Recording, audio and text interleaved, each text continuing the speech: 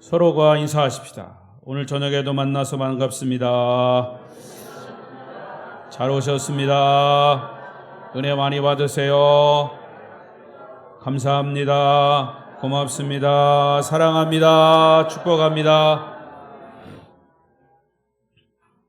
비대면 영상으로 혹시 예배하시는 분들 가운데도 주의 은혜가 함께 하시길 바랍니다. 오늘 말씀의 주제는 예수님의 눈물입니다. 어제 예수님께서 종려 주일에 이제 십자가를 지시기 위해서 예루살렘에 입성하셨습니다. 새끼 나귀를 타시고 많은 사람들의 환호를 받으며 호산나 호산나 찬송하리로다 주의 이름으로 오시는 이여 이런 환영을 받으며 왔습니다. 또 예수님을 태운 나귀 새끼까지 새끼 나귀가 또 환영을 받았습니다.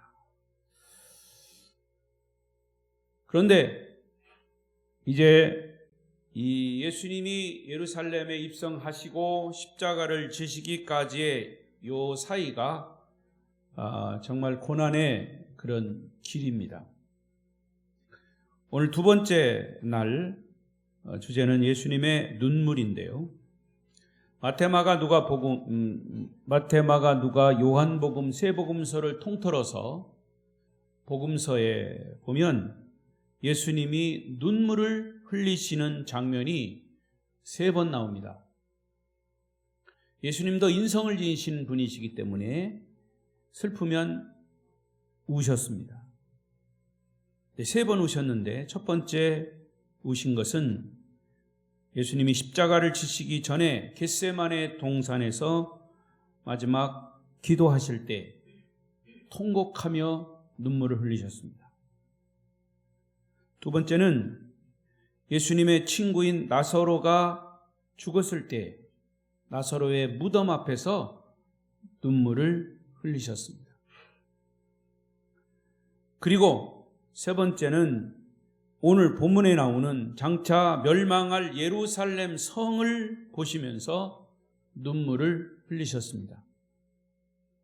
그래서 오늘 누가복음 19장은 세 번째 흘리신 주님의 눈물입니다. 여러분, 눈물은 언제 흘립니까? 슬플 때 흘리죠. 그 사실을 내가 개인적으로 어떤 사실에 직면했을 때 정말 슬프면 눈물이 나요. 근데 너무 기뻐도 사실은 또 눈물이 나요. 한국 사람들은 눈물이 나는 게 아니라 죽는다고 그러죠. 슬퍼 죽겠다. 맛있어 죽겠다. 기뻐 죽겠다. 그게 이제 하나의 언어 문화의 차이입니다. 너무 좋으면. 근데 또 너무 슬퍼도 정말 죽을 것 같아요. 제가 개인적으로 정말 제 기억으로 슬펐던 경우는 제 아버지가 80년도에 돌아가셨을 때, 제가 군대 갔다 와서 신학대학에 복학하고 있을 때 돌아가셨어요.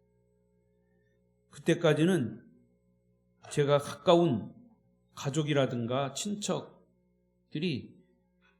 친한 사람들이 죽는 경우는 별로 없었어요.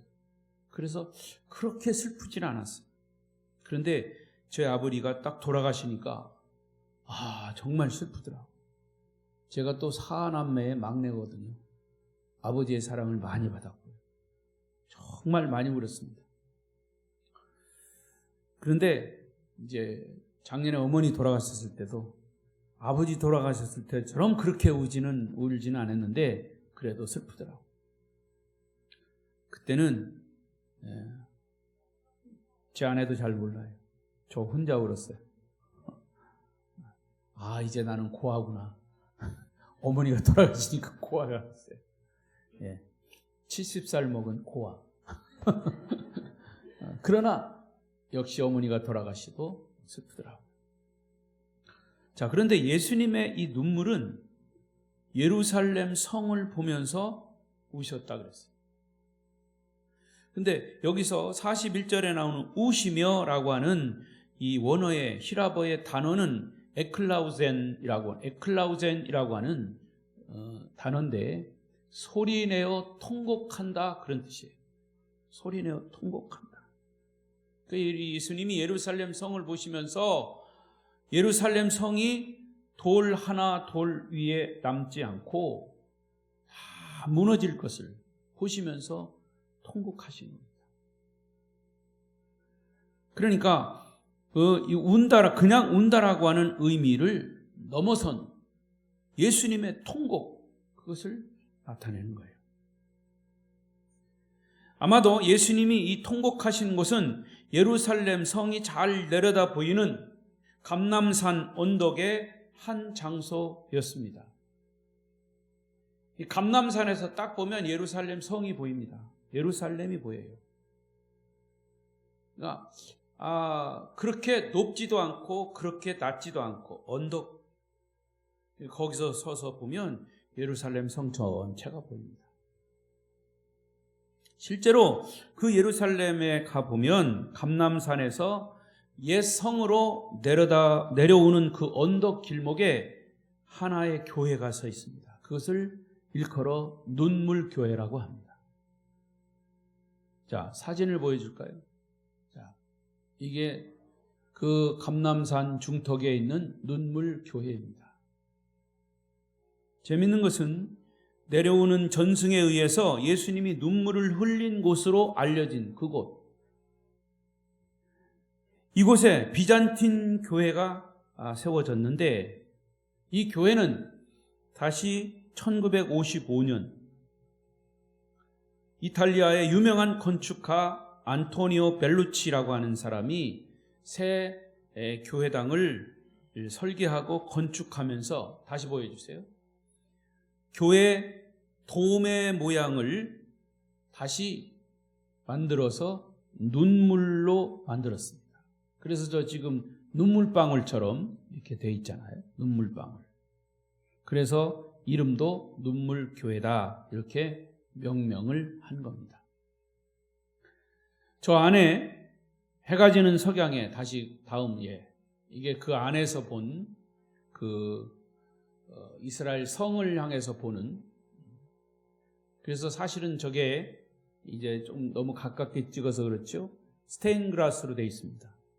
창문이 스테인글라스로 되어 있어서 성을 내려다 보면, 석양에, 해가 지는 석양에 내려다 보면 정말 그 감동 그 자체라고 합니다. 역시 내년에 우리가 그곳에 또 방문할 텐데 기대가 됩니다. 과연 예수님이 흘리신 이 눈물의 의미가 무엇일까요? 예수님의 눈물의 의미를 이해하기 위해서는 오늘 본문에 나오는 두 개의 단어를 주목해야 합니다. 42절에 나오는 숨겨졌도다 라고 하는 단어와 44절에 나오는 알지 못함을 이라고 하는 단어예요. 자, 그럼 좀 더 구체적으로 첫 번째로, 예수님은 알지 못해서 우셨습니다. 누가 무엇을 알지 못했을까요? 43절 44절에 있습니다. 시작. 날이 이를지라 내 원수들이 토둔을 쌓고 너를 둘러 사면으로 가두고 또 너와 및 그 가운데 있는 네 자식들을 땅에 메어치며 돌 하나도 돌 위에 남기지 아니하리니 이는 내가 보살핌 받는 나를 알지 못함을 인함이니라 하시니라. 누가 무엇을 알지 못한다고요? 이스라엘 백성들이 예루살렘 성이 무너질 것을 알지 못했다. 그래서 예수님이 눈물을 흘리신 겁니다. 여러분, 사실 가만히 묵상해보면 알지 못할 수밖에 없어요. 앞으로 일어날 일을 그들이 어떻게 합니까? 그러나 예수님이 우신 거는 앞으로 일어날 일을 알지 못한 것 때문이 아니라 사실은 그들은 영적으로 무지했습니다. 메시아를 알지 못했습니다. 하나님의 아들을 알지 못했습니다. 하나님을 믿어야 할 하나님의 백성들을 등 뒤로 하고 하나님을, 예수를, 메시아를 배척했습니다. 사실은 그것 때문에 예루살렘 성이 망한 거예요. 여러분, 예수 믿지 않으면 멸망입니다. 예수 믿지 않으면 지옥입니다. 그거를 사람들이 모르는 거예요. 지금도 모르는 거예요. 그래서 멸망할 것을 모르는 거예요. 그래서 예수님이 오신 겁니다. 사실 예수님이 이 말씀을 하신 후에 40년 만에 역사적으로 주님이 말씀하신 그대로 정확하게 이스라엘이 멸망합니다. AD 66년 이스라엘 백성들이 로마의 압제에 있다가 이스라엘 민족이 데모를 합니다. 항거를 합니다. 봉기를 일으킵니다. 그러나 그 봉기를 일으킨 이후에 4년 되는 해 AD 70년 베스파니아 로마 황제는 자기 아들 디토 장군을 이스라엘로 파견시킵니다. 그래서 3일 만에 예루살렘 주변에 토성을 쌓고 이스라엘 예루살렘 성 전체를 포위해버립니다. 왜 그때 포위했냐? 그 당시에는 유월절을 지키기 위해서 각처에서 디아스포라, 전 세계에 흩어졌던 유대인들이 유월절을 찾아서 유월절을 지키기 위해서 예루살렘 성으로 모여듭니다. 모여든 인구가 100만여 명입니다. 정확하게 무려 110만 명의 유대인들이 그때 학살이 됩니다.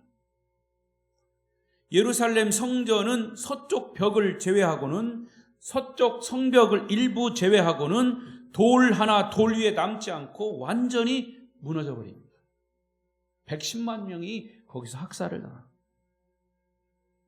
그때 서쪽에 간신히 남아있는 성벽이 소위 지금의 통곡의 벽입니다. 사진 보여주세요. 자, 이게 통곡의 벽. 여기서는 잘 모르지만 실제로 거기 가보면 무너진 벽 일부만 남아있는 거예요. 이게 통곡의 벽. 예루살렘 성벽 남아있는. 그래서 유대인들은 이 통곡의 벽에 가서 거기 가보면 기도의 쪽지가 벽돌 사이에 꽂혀 있어요. 기도의 제목이죠.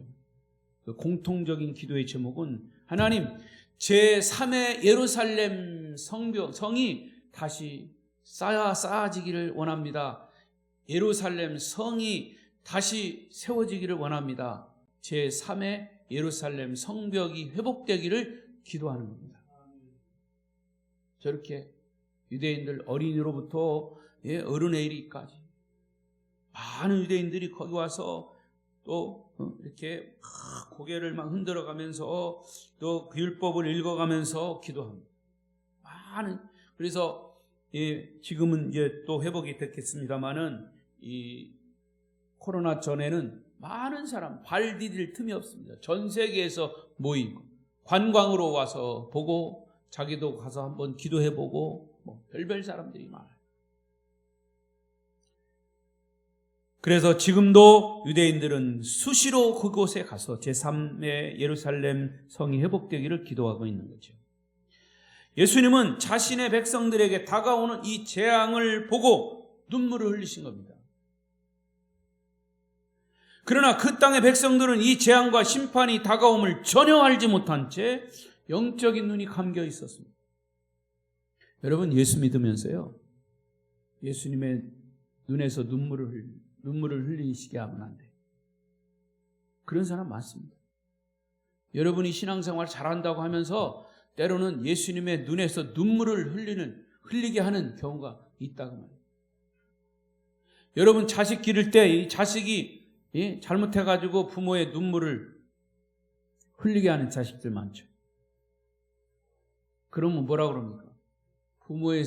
부모에게 눈물을 흘리게 하면 너는 피눈물을 흘린다. 그런 얘기합니다. 그래서 우리는 흔히 얘기합니다. 우리는 주님의 뭐가 되어야 돼요? 기쁨이 돼야죠.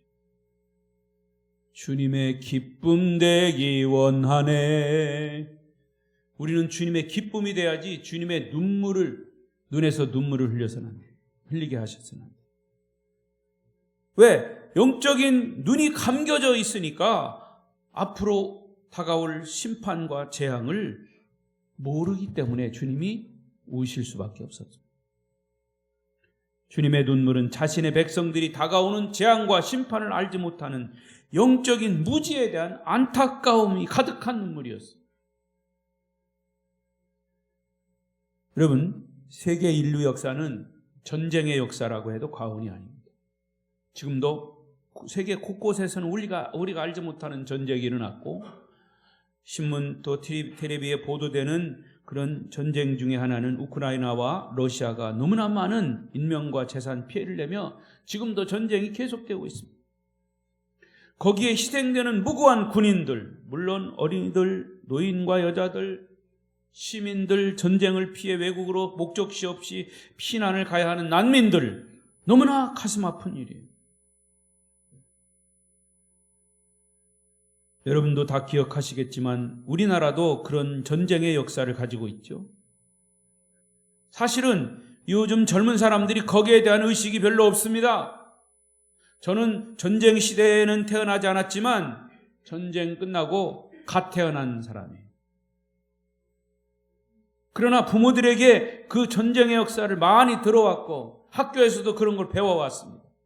그러나 이런 것들이 점점 희박해져 가고 있어요. 북한이 남한을 침범했는데 남한이 북한을 침범했다가 엉뚱한 소리 하고 있어요. 여러분 중에 예수 믿는 사람 중에 그렇게 역사를 왜곡하는 사람 있으면 회개해야 돼요. 여러분, 북한이 남한을 침범했지 남한이 북한을 침범했습니까? 저는 설교를 준비하면서 우리나라 1950년 6월 25일에 일어난 이 전쟁의 역사를 자세히 살펴봤어요. 아마도 그때도 역사의 주인 되신 주님이 이 대한민국 한반도를 내려다보시면서 아마 눈물을 흘리셨을 거라고 생각이 돼요. 그 당시 이 땅의 역사에서 일어날 이 참담한 한국 전쟁의 비극을 미리 알았더라면 울지 않을 사람이 어디 있겠습니까? 제가 6.25 전쟁 이후에 나타난 통계를 보니까 더 깜짝 놀라지 않을 수가 없었어요. 한국 군인 희생자가 63만 명, 남한 민간인 희생자가 99만 명, 우리나라를 돕기 위해서 온 유엔군 희생자가 15만 명, 미군 희생자만 13만 명. 그래서 남쪽의 총 희생자가 190만 명이 죽었어요. 6.25 전쟁 때문에.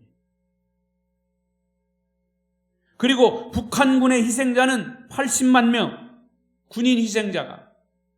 중국군 희생자가 97만 명, 북한 민간인 희생자가 150만 명. 그래서 북쪽에만 총 희생자가 327만 명. 결국 6.25 전쟁으로 남북 총 희생자를 합하면 무려 517만 명이 죽었어요. 3, 4년 동안. 그 외에 피난민이 320만 명, 전쟁 미망인이 30만 명, 전쟁 고아가 10만 명, 이산 가족이 1000만 명. 한국 전쟁이 낳은 결과입니다. 이 한국 전쟁은 이 성경 본문에 나오는 유대와 로마 전쟁을 능가하는 그런 민족 전쟁 역사의 최대의 비극인 것이죠. 이런 역사를 보면 더욱더 이 땅의 전쟁은 정말 다시 없어야 합니다. 이를 위해서 여러분이 나라를 위한 기도가 더더욱 절실히 필요합니다. 여러분의 개인적인 기도 속에서도 나라를 위한 기도의 리스트가 빠지면 안 돼요. 이 나라를 다스려가는 지도자들 위해서 기도하는 그 기도가 빠지면 안 돼요. 왜? 전쟁도 하나님이 주관하시기 때문에, 지도자도 하나님이 내시기 때문에. 로마의 티토 장군이 예루살렘을 공격하고 있을 때 약 1000여 명의 유대인들이 서둘러서 예루살렘 서쪽 사해바다 방향에 위치한 천연 요새 산성인 마사다로 피신을 갑니다. 마사다. 한번 사진을 또 보여주세요. 이게 마사다, 이게 천연 요새입니다. 자연적으로 생긴, 저게 정확하죠. 저게 산처럼 생긴 요새입니다. 사방에서 저 요새를 올라갈 수가 없어요. 그래서 천여 명이 저 위에 진을 치고 저기서 사는 거예요. 과거에 한국 전쟁 당시 중공군의 개입으로 유엔군이 다시 남쪽으로 후퇴를 시작하자 무려 300만 명의 북쪽 동포들이 남으로 피난 행렬을 떠난 것과 같은 모습이 이스라엘에서도 재현이 된 겁니다. 저게 이제 그 꼭대기예요.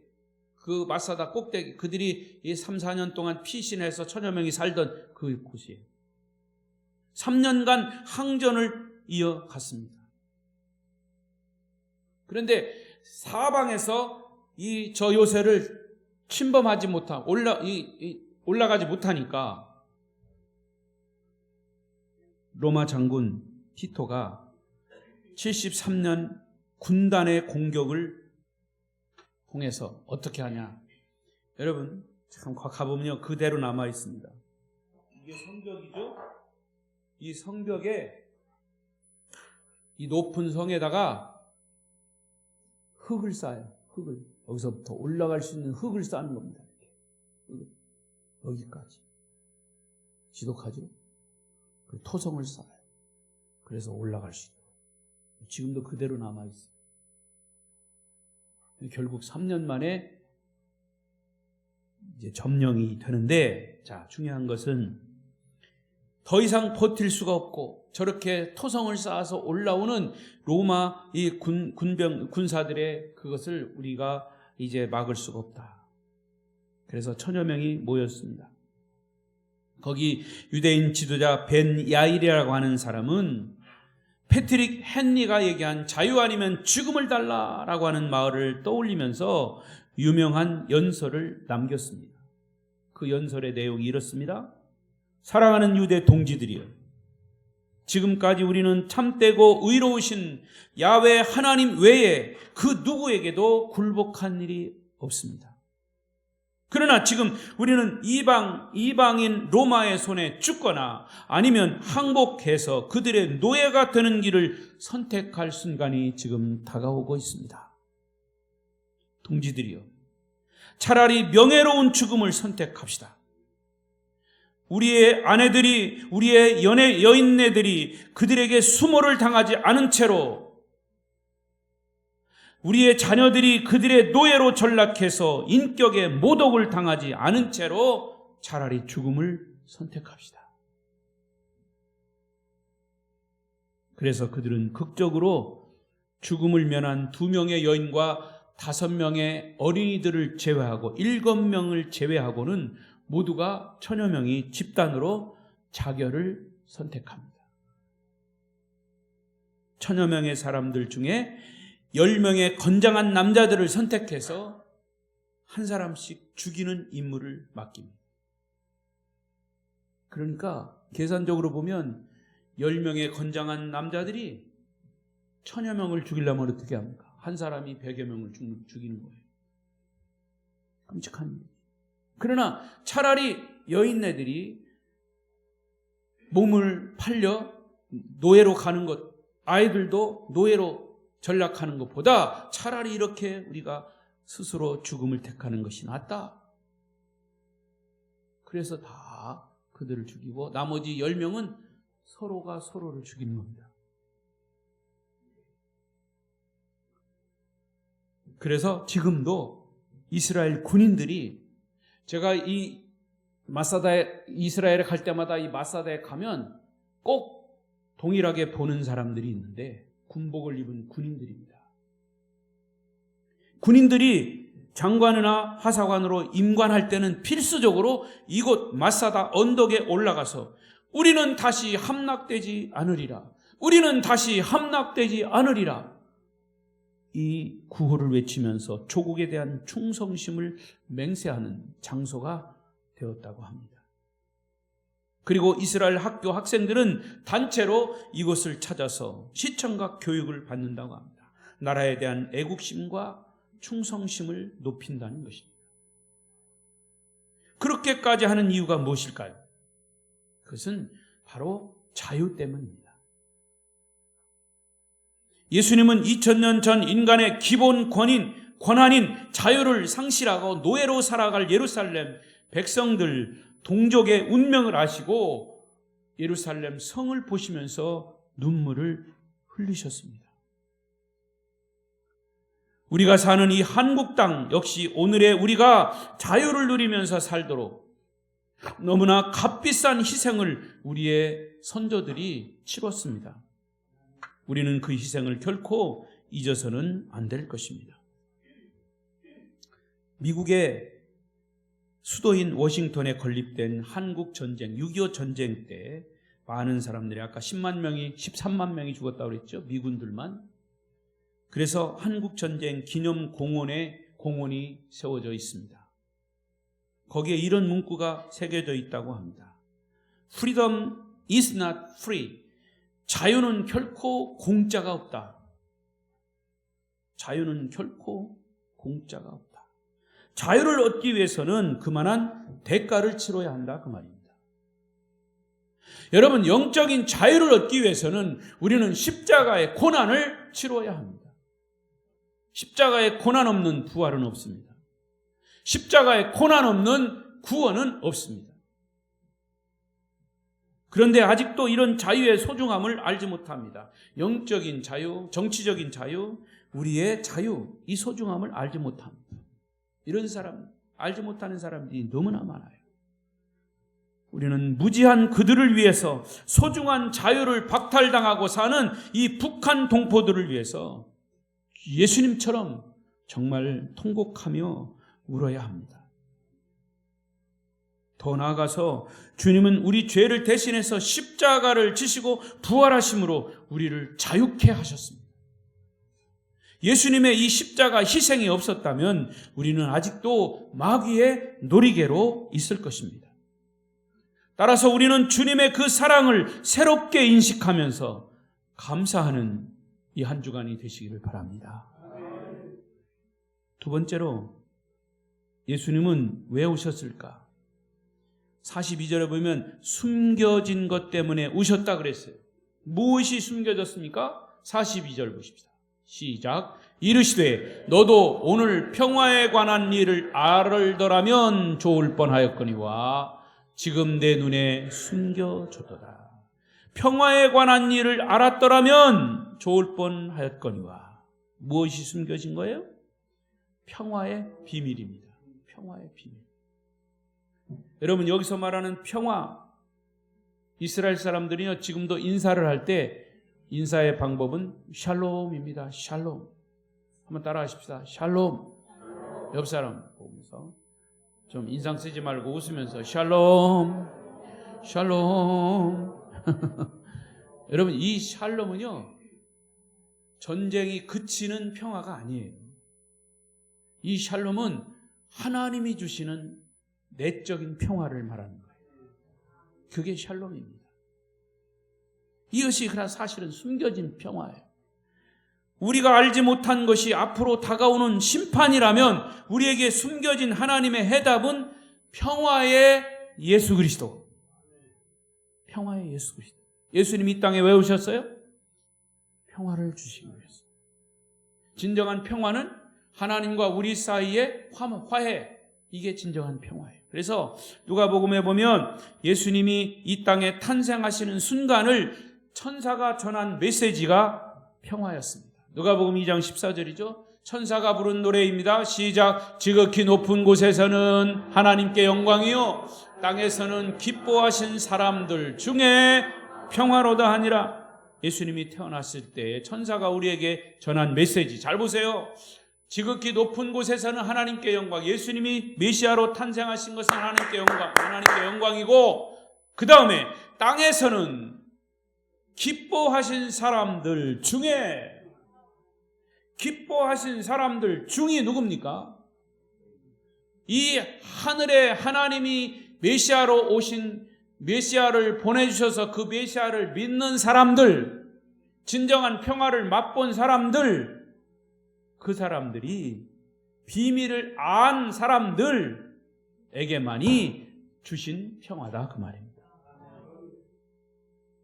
여러분 주인공이 되시기를 바랍니다.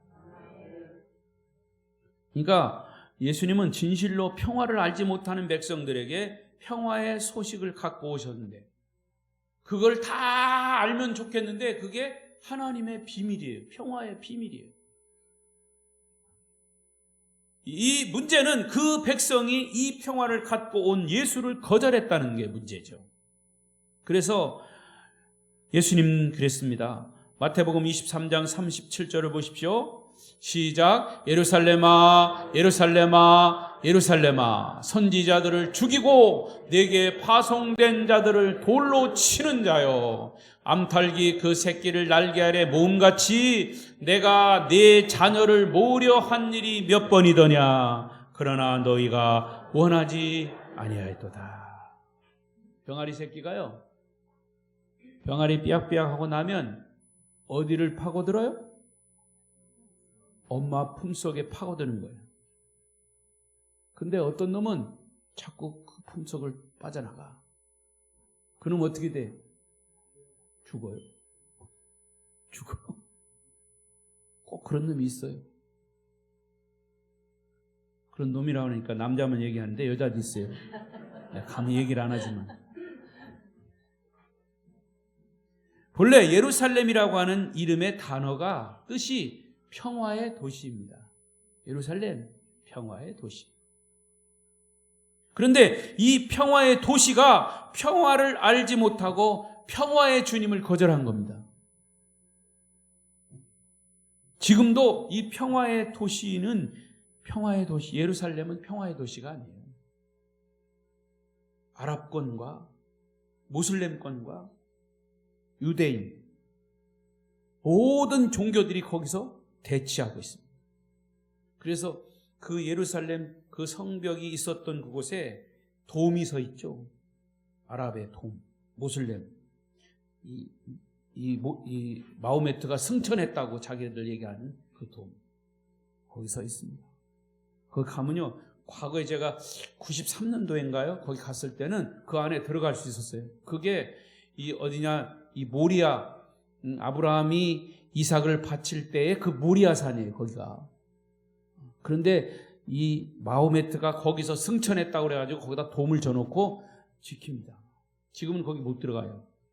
제가 기억으로는 그 바위가 이렇게 있습니다. 거기는 지금은 아랍 사람들이 모슬렘 사람들이 지키고 있어요. 총 들고 지키고 있어요. 거기서 가끔 가다가 이스라엘 사람들하고 유대인들하고 막 총격이 일어납니다. 싸우고 막. 이 중동이 지금 세계 화약고라고 하지 않습니까? 평화의 도시가 아니에요. 왜 그런지 아십니까? 예수를 배척해요. 그래서 우리가 그 유대인들을, 민족을 위해서, 이스라엘 민족을 위해서 그들이 예수를 영접하고 복음을 영접하기 위해서 기도해야 된다는 이유가 거기 있는 겁니다. 참된 평화는 인간과 하나님의 화해에서만이 이루어지는 것이죠. 죄라고 하는 것은 인간과 하나님 사이를 나누어 놓았어요. 그 무엇으로도 이 사이를 이을 수가 없습니다. 이 사이를 이을 수 있는 분은 오직 메시아 예수밖에 없습니다.